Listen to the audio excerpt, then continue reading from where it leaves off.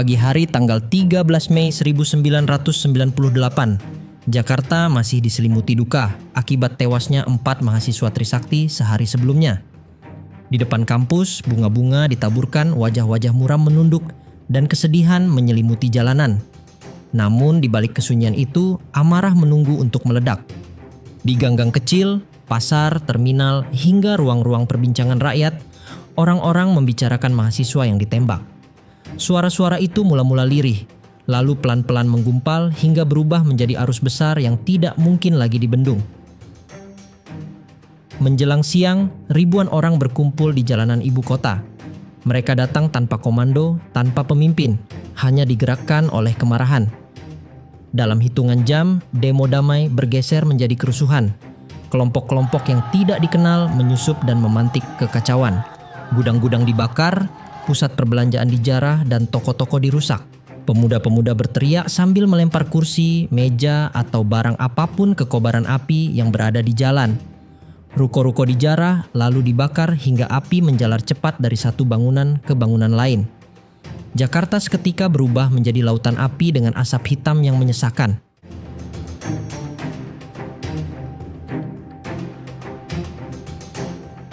Menjelang sore, keadaan Jakarta kian tak terbendung. Di berbagai sudut kota, aparat keamanan terlihat goyah. Sebagian mundur, sebagian lain seakan lenyap ditelan kekacauan. Banyak kesaksian menyebut, sejumlah tentara hanya berdiri menyaksikan penjarahan, tanpa satupun usaha untuk menghentikan. Di sisi lain, ada segelintir petugas yang berusaha melindungi warga, meski jumlah mereka tak sebanding dengan amukan massa. Secara keseluruhan, ibu kota seolah dibiarkan untuk terbakar. Mobil-mobil dibalik, lalu disulut api dan supermarket dijarah tanpa ampun. Karung-karung beras, televisi, elektronik, hingga pakaian diangkut massa yang brutal. Di sudut-sudut kota terdengar tangisan pemilik toko, memohon agar usahanya tidak dijarah dan dirusak. Bahkan, ada beberapa warga keturunan Tionghoa yang sudah putus asa oleh keadaan, menempel tulisan milik pribumi atau pro-reformasi di etalasenya demi menyelamatkan toko yang mereka miliki. Namun amarah massa yang brutal tidak bisa dibendung. Siapapun yang dianggap bukan pribumi akan jadi sasaran selanjutnya. Malam itu, Jakarta jatuh dalam pelukan kepanikan. Listrik padam di banyak kawasan, menyisakan kegelapan gulita yang hanya diterangi cahaya api dari bangunan-bangunan yang terbakar. Suara letupan tabung gas dari kios-kios yang dilalap api terdengar bersahut-sahutan, menambah suasana mencekam. Warga keturunan Tionghoa memilih berdiam di rumah, mengunci diri sambil menahan napas ketakutan. Sebagian lain bergegas mengungsi. Ada yang menuju bandara, ada pula yang menumpang di rumah kerabat pribumi. Telepon-telepon berdering panik di kantor polisi dan pemadam kebakaran, namun bantuan tak kunjung datang. Aparat seolah lenyap, meninggalkan warga dalam mimpi buruk yang nyata.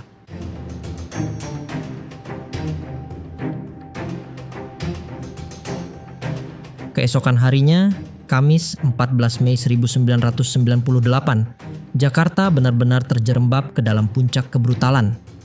Sejak pagi, ribuan orang kembali memenuhi jalanan. Mereka kebanyakan kaum muda dan warga miskin urban, yang marah sekaligus melihat kesempatan untuk menjarah. Mereka menyerbu pusat-pusat perbelanjaan, pertokoan, hingga pasar-pasar. Kota menjadi lautan massa yang tak terkendali. Supermarket dan swalayan seperti Hero, Super Indo, Makro, Goro, Ramayana, Borobudur, dan banyak lagi lainnya porak-poranda. Barang-barang diangkut, gedung-gedung dihancurkan, lalu dibakar hingga tinggal puing dan arang. Bahkan gedung perkantoran dan bank pun tidak luput dari amukan massa. Namun yang paling mengerikan terjadi di Plaza Yogyaklender, Jakarta Timur. Siang itu, mal 4 lantai tersebut diserbu ribuan penjara. Entah bagaimana api menyala, merambat begitu cepat, melahap bangunan sementara masih banyak orang terjebak di dalamnya. Panik menjalar ke setiap sudut. Orang-orang berlarian mencari jalan keluar, namun pintu-pintu terkunci dan tangga penuh sesak oleh mereka yang mencari jalan selamat. Dari jendela lantai atas, terdengar jerit histeris. Ada yang nekat melompat demi menyelamatkan diri. Ada pula yang terjebak tanpa jalan keluar, terbakar hidup-hidup. Bau daging hangus bercampur asap hitam menutup langit sore itu, meninggalkan trauma yang tak mudah dihapus. Api di Plaza Yogya baru padam keesokan harinya.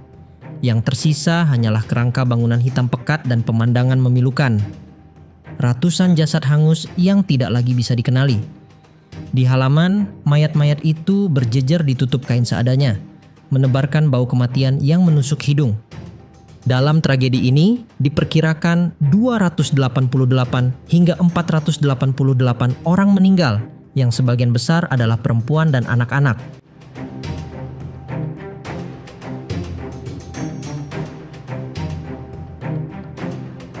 Dengan segera, gelombang kerusuhan menyebar ke kota-kota sekitar Jakarta. Tangerang, Depok, Bekasi, hingga Bogor ikut bergolak. Kawasan niaga milik warga Tionghoa diserang, pasar dibakar, dan rumah-rumah dirusak. Di Bekasi dan Depok, massa merangsek ke pusat perbelanjaan dan swalayan, menjarah barang kebutuhan pokok, elektronik, hingga pakaian. Bogor pun tak luput, dengan pembakaran sejumlah bangunan di pusat kota sebagai luapan amarah terhadap ketidakadilan ekonomi yang dirasakan rakyat kecil. Dari Jawa hingga Sumatera, amuk massa menjalar yang didorong oleh rasa muak terhadap krisis yang kian hari kian menghimpit. Sementara kemarahan diarahkan pada kelompok yang dianggap kuat secara ekonomi. Solo terbakar pada tanggal 14 hingga 15 Mei ketika kerumunan menyerang Pasar Gede dan deretan usaha milik warga Tionghoa. Api melalap kedai emas, kios, serta bangunan tua di jantung kota, meninggalkan bara dan abu yang menyelimuti langit malam. Surabaya pada tanggal yang sama juga bergolak. Massa merusak pusat-pusat niaga dan kendaraan di jalan, meski aparat bergerak cepat sehingga kerusuhan tidak melebar terlalu lama. Gelombang itu terus berlanjut ke Palembang, Lampung, hingga Medan. Di Medan, bahkan kerusuhan sudah pecah lebih dulu sejak tanggal 4 hingga 8 Mei, berujung pada belasan korban jiwa. Kebanyakan warga sipil yang ikut menjarah lalu terjebak dalam kebakaran atau terinjak dalam kepanikan. Ratusan bangunan rusak, mulai dari rumah, kios, hingga fasilitas umum, menyisakan jejak kehancuran yang sulit dilupakan.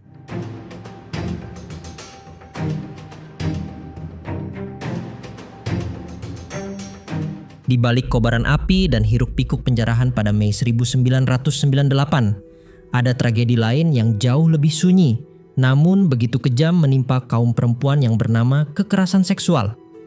Gelombang kekerasan seksual ini terjadi di berbagai kota, mulai dari Jakarta, Tangerang, Palembang, Solo, Surabaya, Lampung, hingga Medan.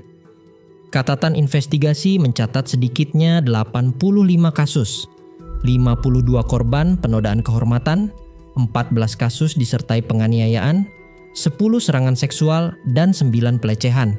Mayoritas dari korban adalah perempuan etnis Tionghoa, mulai dari remaja belia hingga ibu rumah tangga. Komnas Perempuan menerima 168 laporan. Namun semua orang tahu, angka itu bukanlah gambaran sebenarnya. Di balik catatan resmi, masih banyak korban yang memilih bungkam, terjebak oleh trauma dan ketakutan yang membuat suara mereka terkunci. Metode kekerasan itu nyaris tak bisa dinalar oleh akal manusia normal.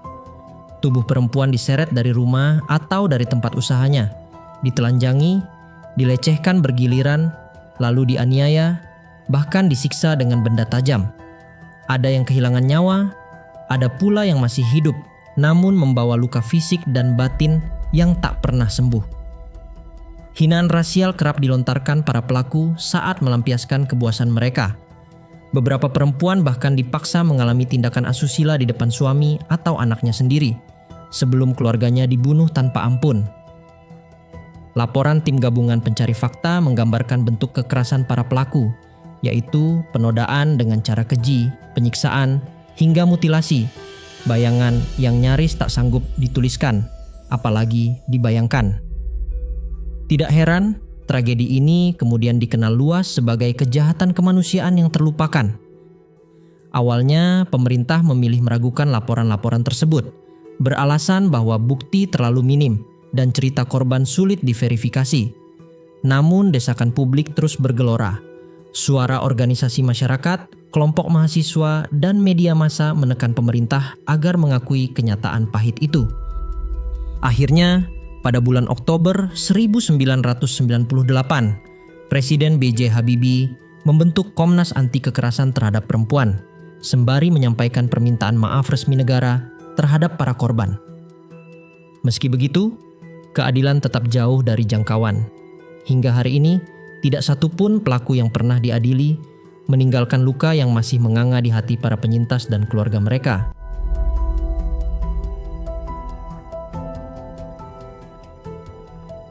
Hari Jumat tanggal 15 Mei, Jakarta mulai bernafas lebih tenang.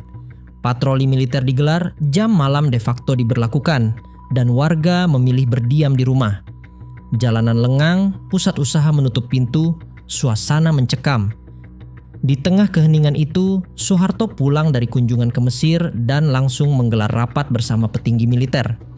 Ia menegaskan tidak akan mundur, meski laporan korban jiwa dan kisah-kisah tragis mulai bermunculan, memperlihatkan betapa dalamnya luka bangsa.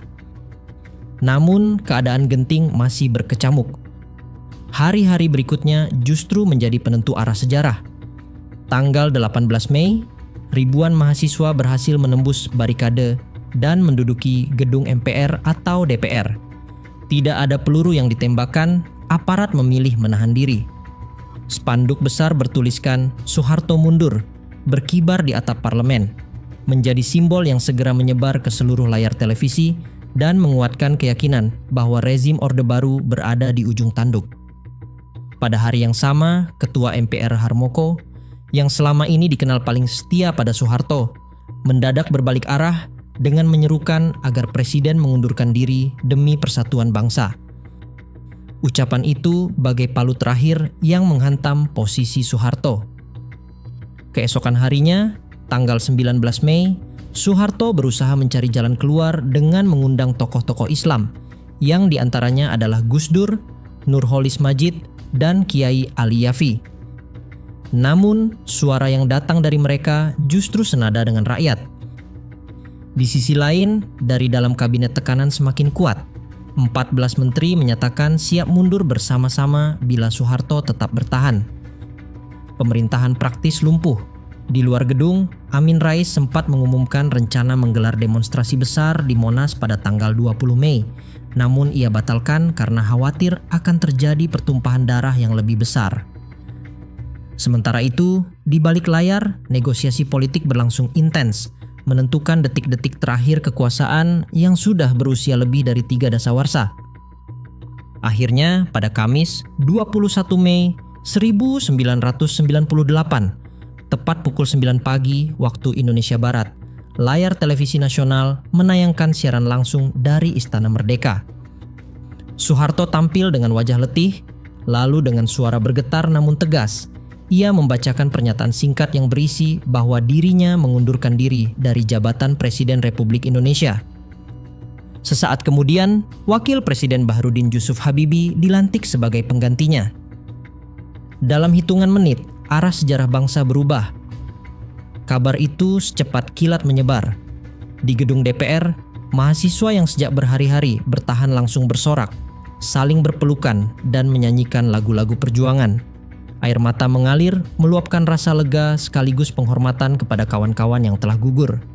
Di jalan-jalan ibu kota, masyarakat berhamburan keluar rumah, memukul kentongan, berkonvoi kendaraan, dan meneriakkan satu kata yang menggema di mana-mana, reformasi. Indonesia menyaksikan sendiri kejatuhan seorang pemimpin yang selama lebih dari 3 dekade dianggap tak tergoyahkan.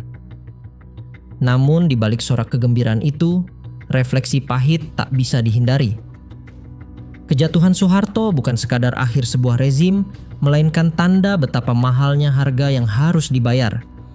Darah mahasiswa yang tumpah, rumah dan toko yang hangus, perempuan-perempuan yang menjadi korban kekerasan hingga trauma yang tak hilang sampai kini. Semua menjadi pengingat bahwa reformasi lahir bukan dari pesta, melainkan dari luka. Sejarah mencatat, bangsa ini pernah diguncang sampai ke akar, dan hanya dengan keberanian rakyatlah sebuah tembok kekuasaan akhirnya runtuh.